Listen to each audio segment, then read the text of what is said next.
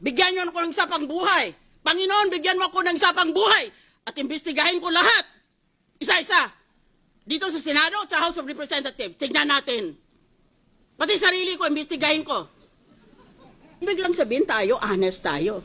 Ngayon, kung lahat pala tayo honest, o marami pala tayo sa atin ay honest, why is the Philippines often, or if not all the time, why is the Philippines always ranked as one of the most corrupt countries in the whole world? Yan, sagutin niyo ako niyan. Nagpapakalinis kayo? Aba kung malinis pala ang mga opisyalis natin at malinis pala sa buong bansa, eh bakit palagi tayong nililista ng Transparency International as one of the most corrupt countries in the world? Magtitinginan tayo? Sino kaya dito? Yan ang unang punto ko. Pangalawa, tumigil na kayo ng kapapangkapan nyo, mga artista. Merong mga politiko na alam natin kung anong loopholes nila sa SALN.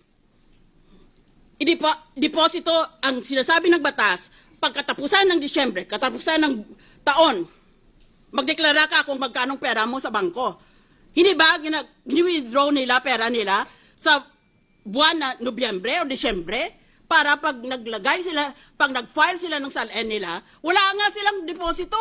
O kaya meron lang sila ng couple of thousands. Kasi withdraw nila eh. Pag Enero, i-deposit nila uli. Taong bayan, kayo ang magtestigo. Yan.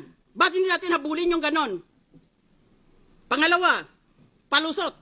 O pangalawa, na ginagawa nila na loophole sa SALN.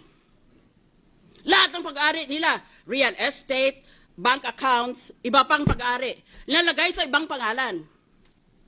Yan is very, very widespread. O di wala nga naman silang pag-ari. Dahil lahat, linagay na nila sa ibang pangalan. Kung bawal ang asawa at ang mga anak, dahil sa batas ay inspeksyonin pati yan, yung mga malapit sa kanila. Di doon sa mga malalayo na mga kamag-anak. O kaya maski hindi kamag-anak, sa kaibigan na pinagkakatiwalaan nila. What a hypocritical accusation.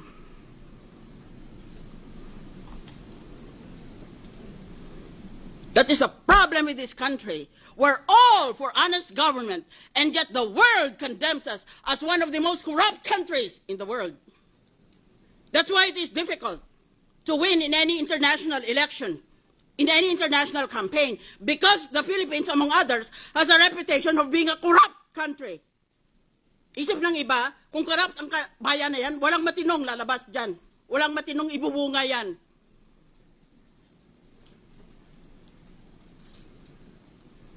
Ba't bawat isa ba sa inyo, walang sala tungkol sa SALN? Bigyan niyo ako ng isa pang buhay. Panginoon, bigyan mo ako ng isa pang buhay. At imbestigahin ko lahat. Isa-isa. Dito sa Senado at sa House of Representatives. Tignan natin. Pati sarili ko, imbestigahin ko. Order, please. Ang daming loopholes ng SALN na yan. Ba't hindi kayo umimik noon? Ba't ngayon bigla na lang kayong so exercised about a loophole? Well, if that is the case, then let us all just put our assets in dollars and know the purpose of the SALN will be perverted or corrupted. That is true.